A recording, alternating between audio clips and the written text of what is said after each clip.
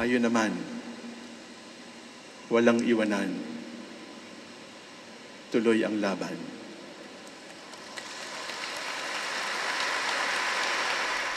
Naging malaman ang homily ni Archbishop Soc Villegas sa misa na inialay para sa paggunita sa ika-40 anibersaryo ng pagpatay kay dating Senador Ninoy Aquino. Sa Santo Domingo Church sa Quezon City ginanap ang misa, kung saan dinala ang labi ni Ninoy bago siya inilibing. Sabi ni Villegas, hindi sapat ang pag-alala sa kabayanihan ni Ninoy. Kailangan bumangon ng taong bayan mula sa tila pagtutulog-tulugan. Pagkatapos ng 40 taon, naririto tayo sa parehong simbahan kung saan siya ibinurol. May dahilan pa ba? Bagamat wala siyang pinangalanan, may pasaring siya tungkol sa mga isyu na kinakaharap ng lipunan at ilang mga nasa kapangyarihan. Hinayaang tumakas na buhay ang diktador.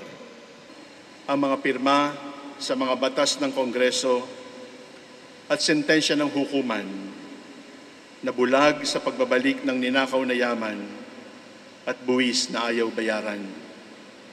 Ang panganay na anak ni Ninoy na si Bolsi, iginiit na dapat ipaglaban ang katotohanan laban sa mga tangkang baguhin ang kasaysayan at ang naging papel ng kanyang ama sa pagbabalik ng demokrasya sa bansa.